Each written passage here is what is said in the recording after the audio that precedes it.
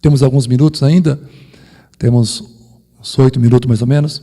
Vamos rapidamente, então, fazer um pequeno estudo aqui da palavra de Deus. Nós vamos falar sobre o plano de salvação de Deus. Eu gosto toda vez que faço uma abertura de ensino bíblico em algum lugar, ou quando estamos reabrindo, como é o nosso caso aqui, eu gosto de começar falando sobre o plano da salvação de Deus. Nós temos que ter convicção disso acima de qualquer outro conhecimento. Não adianta a pessoa ser um expert em teologia, em diversas áreas, até em assuntos periféricos, desconhecidos, se não entende o plano da salvação de Deus. Então é muito importante para cada um de nós ter esse conhecimento. Então, preste bem atenção nesse ensino. Vou fazer até um resumo devido ao tempo, tá bom? Vamos lá. Deus criou os céus e a terra. Criou o homem, os animais, enfim, Deus criou tudo o que existe. Deus ordenou para o homem, e como Deus não é um Deus que mente, Deus ordenou para que o homem não pecasse, pois se o fizesse, iria morrer. Deus não é homem para mentir. Então, se o homem pecasse, errasse o alvo, ele iria ter por consequência a morte. O homem pecou. Incrível que séculos, milênios se passaram e Deus continua alertando o homem e o homem continua pecando. Herdamos isso de Adão. Deus não mente. Deus não mente. Como ele sentenciou o homem à morte, ao inferno após a morte física, é óbvio que isso haveria de se cumprir. Porém, Deus amou ao homem e não quis levar a cabo a sua promessa de morte eterna, sem antes de propor um acordo. Eu falei em morte eterna, né? Porque existem 3 tipos de morte. A saber, a primeira morte é chamada de morte espiritual, que significa separação de Deus. A segunda morte é a morte física, é a separação do corpo com a alma e o espírito. E existe a morte eterna no lago de fogo. Esta é a pior de todas as mortes. A pior de todas as mortes. Agora, o plano de salvação, ele visa justamente nos resgatar da morte espiritual, física na ressurreição e eterna nos livrando do inferno. Deus é amor, mas Deus também é justiça. Só que para cumprir a sua justiça e assim satisfazendo o seu amor, Deus resolveu pagar o preço da salvação da humanidade, morrendo em seu lugar através de Jesus Cristo. Deus é imortal, portanto, para morrer, ele necessitou de um corpo.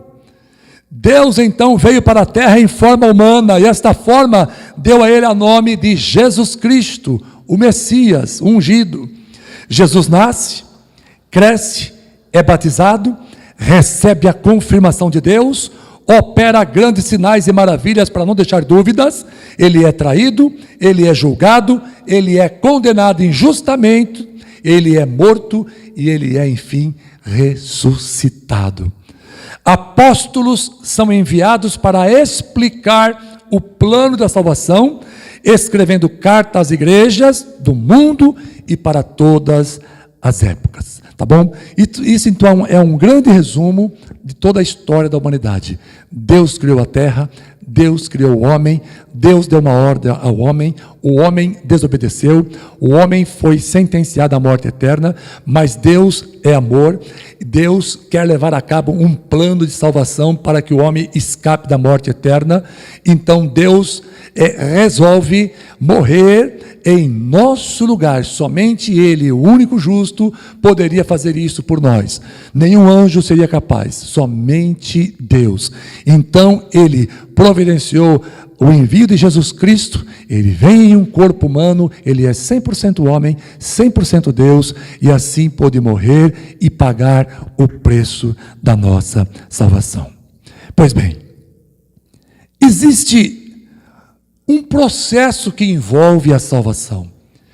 Se você for dizer que salvação é em Jesus, ok, mas nós temos muitas seitas que também dizem que salvação é em Jesus. Nós temos muitos movimentos, muitas vertentes que afirmam que a salvação é em Jesus. Porém, eles não dizem toda a verdade, não explicam toda a verdade.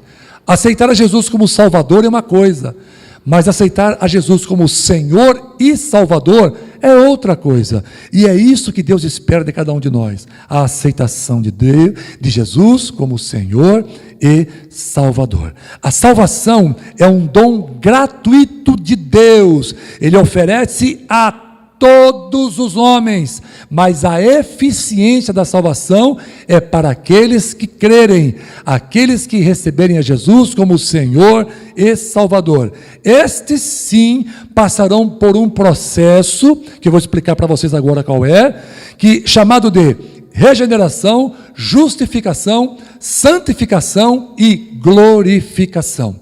Este é o processo de salvação da humanidade para aqueles que receberem a Jesus como Senhor e Salvador. Então vamos lá, nós temos a regeneração, a justificação, nós temos a santificação e a glorificação. A regeneração está em 1 Pedro, capítulo 1, versículo 23. Pois vocês foram regenerados, observem, regenerados, não de uma semente perecível, mas imperecível, por meio da palavra de Deus, viva e permanente. Então está aqui muito claro, a regeneração encontra-se em 1 Pedro, capítulo 1, versículo 23, tá bom? Então, nós fomos regenerados. O que é isso, pastor? Nós nascemos de novo, para nos encontrarmos com o Senhor, após a morte ou o arrebatamento da igreja, eu preciso ter nascido de novo. Isso é chamado de regeneração, tá bom? Segunda coisa, justificação. O primeiro processo é nascer de novo. O segundo processo, que é imediato, é a justificação. 1 Coríntios, capítulo 6, versículo 11. Assim foram alguns de vocês, mas vocês foram lavados, foram santificados, foram justificados no nome do Senhor Jesus Cristo e no Espírito de nosso Deus. Amém? Então, o primeiro processo é a regeneração, o segundo é a justificação, tá bom? Ocorre simultaneamente com a regeneração. A regeneração, você nasce de novo. Na justificação, o preço está pago, tá bom? Nós somos justificados pelo preço que Jesus pagou na cruz. Não são pelos nossos méritos, mas pelo preço que Jesus pagou na cruz. Vou correr, que o horário está chegando ao fim. Terceiro processo é a santificação. Então, eu tenho que nascer de novo, eu preciso ter o preço pago, eu preciso ser justificado e eu preciso ser santificado. Já na santificação, é um processo, ele começa, tá? A regeneração e a justificação é de imediato. A santificação é um processo que vai por toda a vida até o dia da sua morte. Então, ela se encontra em Hebreus, capítulo 2, versículo 11 e capítulo 12, versículo 14. Diz assim: ora, tanto o que santifica quanto os que são santificados provém de um só. Por isso Jesus não se envergonha de chamá-los irmãos. Esforcem-se para viver em paz com todos e para serem santos. Sem santidade ninguém verá ao Senhor. Muito claro esse processo, e é muito claro também no texto, nesses textos lidos, que existe uma sinergia, tá? No processo de santificação. Eu tenho que me esforçar? É óbvio, porque o pecado, ele está diante de nós. Nós somos tentados a cair, a ceder, a dizer palavras de ofensas, a tomar atitudes ofensivas, a mentir, a praticar toda sorte de mal. Então, a tentação ela é grande. Eu preciso me esforçar, desejando me libertar dessas coisas, para que o Espírito Santo venha e opere em nós de uma forma sobrenatural, santificando a nossa vida, nos livrando de todo o mal, de todo o pecado. É um processo, como eu havia falado, é um processo que nós temos que viver no nosso dia a dia. Então a santificação significa crescimento espiritual. Quanto mais me santifico, mais eu estou crescendo espiritualmente, até o dia de alcançar a estatura de varão perfeito. Amém? Então, finalizando, vamos para o quarto estágio, a glorificação. Glorificação está em Romanos capítulo 8, versículo 30. E aos que predestinou, a estes também chamou, e aos que chamou, a estes também justificou, e aos que justificou, a estes também glorificou. Apesar de estar o texto dizer glorificou, como se Deus já tivesse feito no passado, na verdade, nós ainda seremos glorificados, porque o processo de glorificação, ele será concluído na glória, na presença de Deus. O que significa isso, pastor? Nós aceitamos a Jesus, nascemos de novo, somos justificados, somos regenerados, somos justificados, somos santificados e também seremos glorificados. Com os nossos corpos ressurretos, vamos ressuscitar, vamos nos encontrar com o Senhor e esse processo estará formado, chamado de glorificação. Por isso, fica firme com Jesus. Não tenha medo de morrer. Tenha medo de viver longe de Jesus. Isso sim você tem que ter medo, mas de morrer não.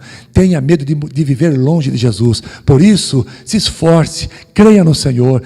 Peça, Senhor, que o Teu Espírito Santo me guie em todas as coisas, que eu seja um servo obediente, porque Tua palavra diz, o Senhor é aquele que opera tanto o querer quanto o efetuar. Então estou aqui à Tua disposição, Senhor, para que a Tua vontade possa ser a minha vontade, que eu possa ter a Tua vontade interagindo com a minha, e haja uma sinergia, e haja uma unidade, e eu possa então caminhar contigo, sendo santificado pelo Espírito Santo de Deus. É esse o processo, é essa a doutrina da salvação em poucos minutos. Amém? Glória a Deus. Nós estamos então encerrando essa transmissão ao vivo, com uma oração. Na próxima quinta-feira, permitido o Senhor, estaremos aqui mais uma vez, orando e meditando na palavra de Deus.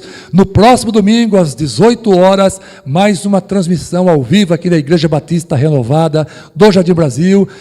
Não quero que você entre para assistir ao culto, eu quero que você entre para cultuar a Deus conosco. Amém? Louvado seja o nome do Senhor. Vamos orar então.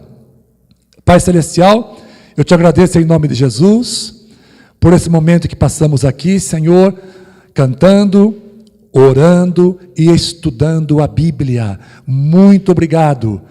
Isso foi o melhor que nós fizemos nesse dia. Obrigado, Senhor. Te pedimos em nome de Jesus, se o Senhor o permitir, domingo estaremos aqui mais uma vez, que possamos ser usados em Tuas mãos, que Teu povo se reúna e possamos Te servir com alegria. Em nome de Jesus, que possamos voltar em paz aos nossos lares, e que os Seus servos que estão em seus lares sejam tremendamente abençoados, e que as suas necessidades em Cristo Jesus sejam supridas hoje e sempre. Amém. Com as palmas das mãos voltadas para os céus, em nome de Jesus, que a graça do nosso Senhor e Salvador Jesus Cristo, o grande amor de Deus, a comunhão e a consolação do Santo Espírito seja com todos os seus filhos, e todos possam dizer bem alto, amém. Glória a Deus.